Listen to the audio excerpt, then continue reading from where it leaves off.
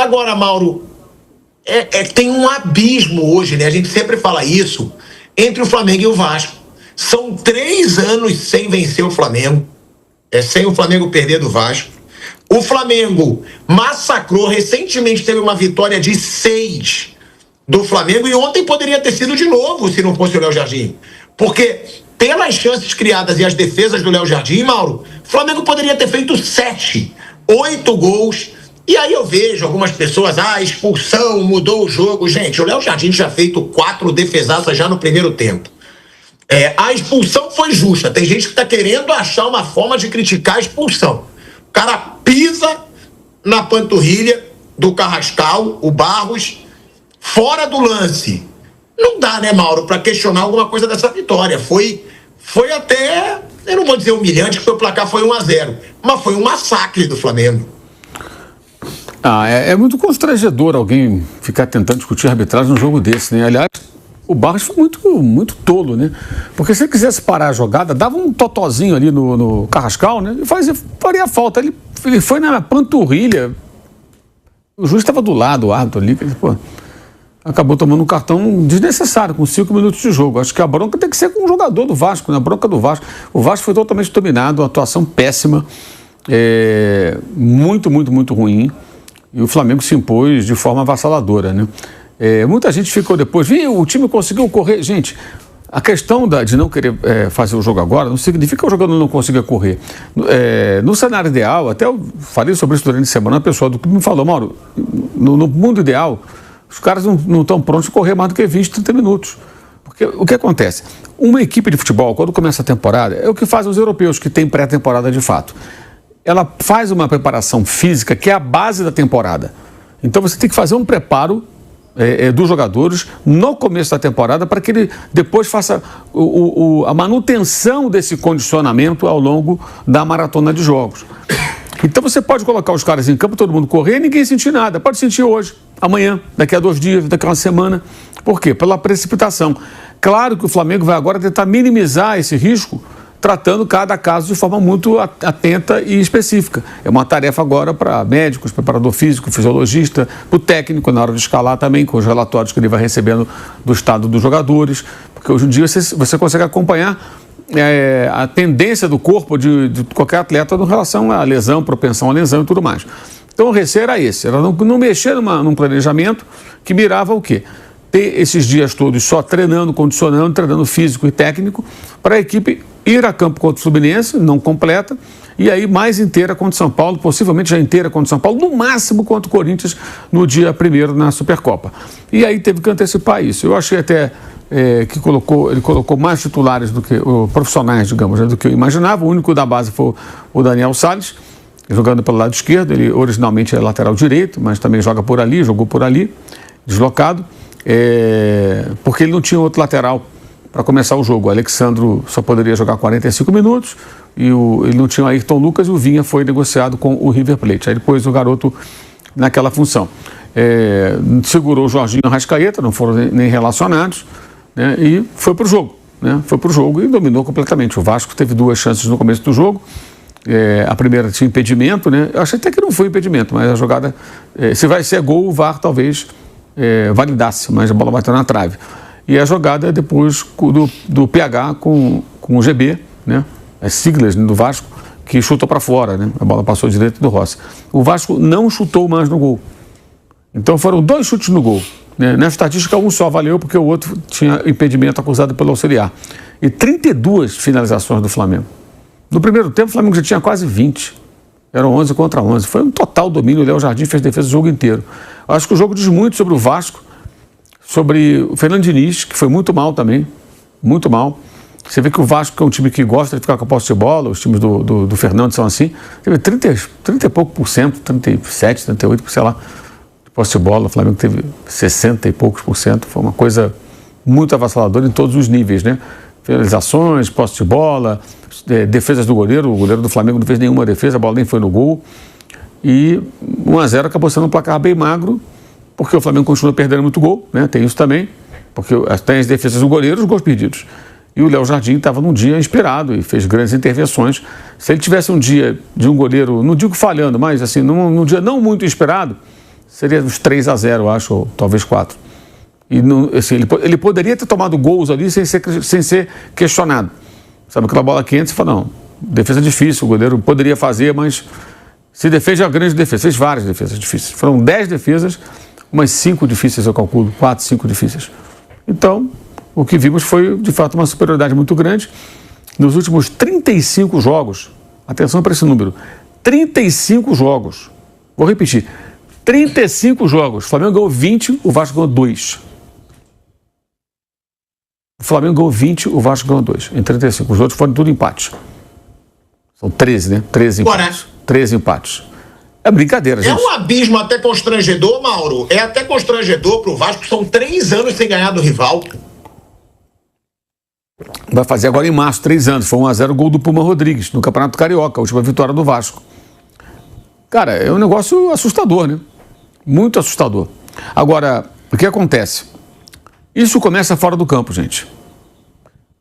Em 2013, quando o Flamengo arrecadava dinheiro, ele ia lá e pagava dívida para se organizar. O Vasco virou SAF, a SAF naufragou, um fracasso.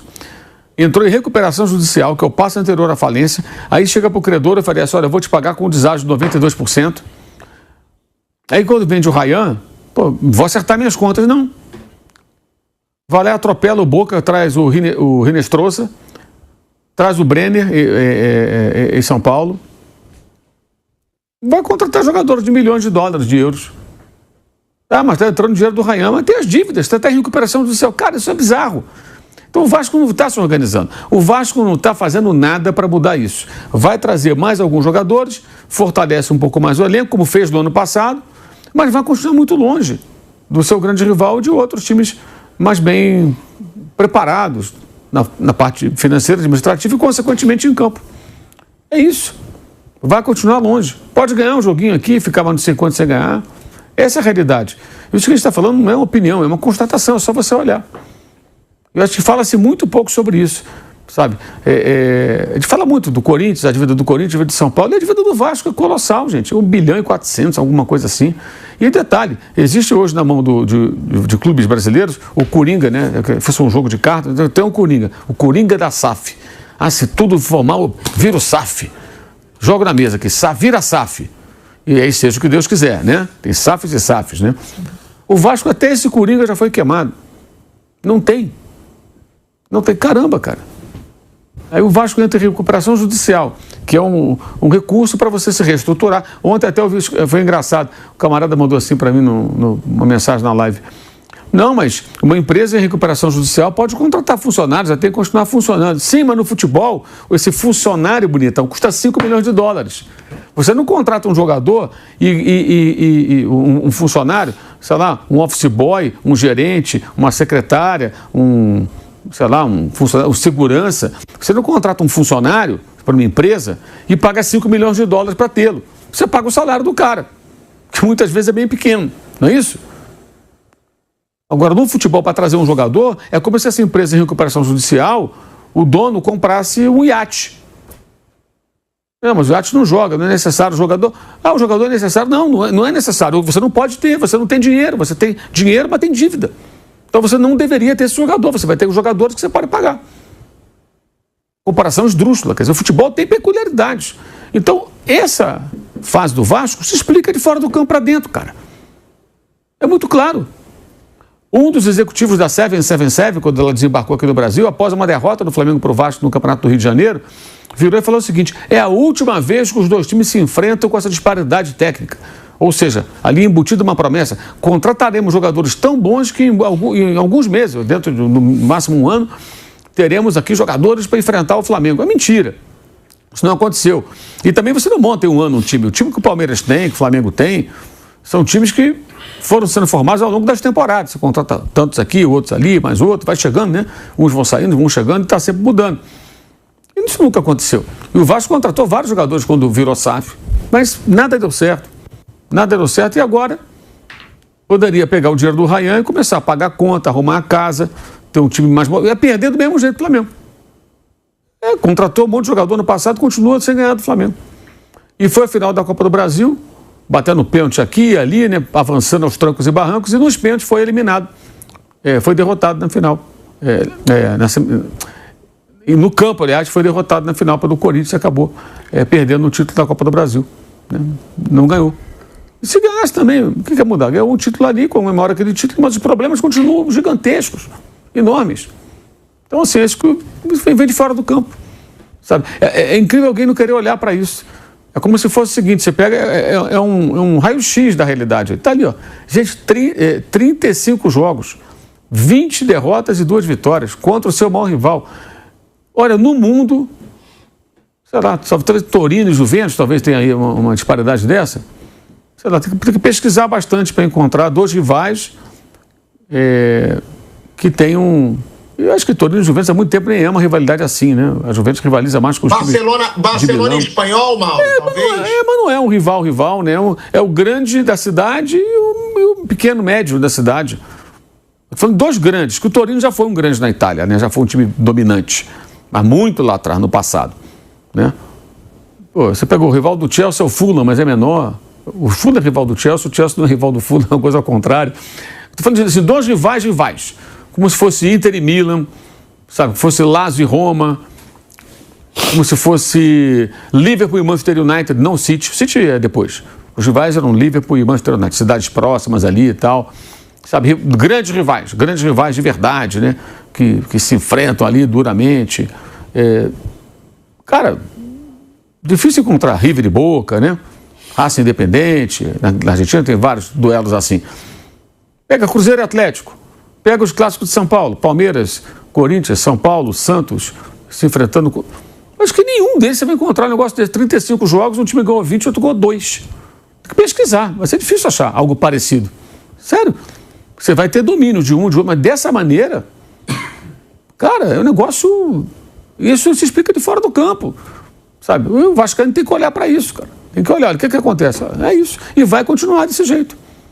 Alguém acha que o Brenner e o Rinestrosa vão mudar tudo? Pode melhorar o time ali, pode ganhar um jogo, pode até quebrar essa série no próximo encontro entre os 2 times, mas a distância que se vê em campo vai continuar, infelizmente, para o Vasco. Se você olhar, né, Mauro, até dentro disso que você estava falando, pegando São Paulo como exemplo, nos últimos anos, ano passado, o Corinthians ganhou do Palmeiras uma final e eliminou. Sim. O São Paulo recentemente ganhou final do Palmeiras, sim, eliminou 2 anos seguidos o Palmeiras na Copa do Brasil. O próprio Santos, ano passado, foi no ano que o Santos caiu, ele ganhou do Palmeiras um jogo no Campeonato Brasileiro. Não tem essa diferença no confronto direto, sim, como essa de Flamengo e Vasco. Comparou o Fluminense. O Fluminense ganhou do Flamengo, perto do Flamengo. Ganhou o campeonato. Ganhou 2 campeonatos cariocas em cima do Flamengo. Ano passado venceu o Flamengo do Brasileiro. O Fluminense enfrenta o Flamengo. Né? Teve um momento que ele estava com mais vitórias, depois ficou com mais derrotas. O Botafogo virou SAF também, que nem o Vasco. O Botafogo enfrenta o Flamengo. Perde, ganha e tal. Né? Ganha no Maracanã. Às vezes até vinha acontecendo assim, de ganhar no Maracanã e perder no Engenhão. Né? Mas está lá, joga com o Flamengo, enfrenta. O Vasco perde. Perde. Vou repetir o número, gente. 35 jogos, 20 derrotas, 2 vitórias. Pesquisem um clássico de 2 times grandes no seu país, na sua região, grandes, 2 grandes, rivais que têm uma disparidade dessa num passado de 30, 40 jogos. É muito difícil, acho que talvez não tenha no mundo inteiro. O elenco profissional atuou na vitória por 1-0 diante do Vasco na quarta-feira. Neste ínterim, Felipe Luiz exaltou a atitude do capitão Bruno Henrique. Em coletiva de imprensa, Felipe Luiz revelou que Bruno Henrique foi o primeiro jogador do time profissional do Flamengo a se colocar à disposição para jogar contra o Vasco. Com isso, a atitude do capitão acabou contagiando os demais atletas do elenco principal. Primeiro que eu tenho que exaltar meu capitão, que é o Bruno, um cara que contagiou o grupo todo para estar disponível hoje, para estar com essa energia que tiveram hoje. Muito passa pela atitude que tem um verdadeiro líder. Um verdadeiro líder não se mede por palavras, mas sim por atitudes. Ele foi o primeiro que se colocou à disposição sem estar nas suas melhores condições. Ele falou que estaria disposto a ajudar 45 minutos. Felipe Luiz ainda aproveitou a ocasião para explicar a substituição de Bruno Henrique por Pedro no segundo tempo. De acordo com o treinador, o camisa 9 não tinha condições de jogar 45 minutos ou mais. Com isso, a estratégia foi utilizá-lo mais para o meio da etapa complementar para também não sobrecarregar o capitão rubro-negro.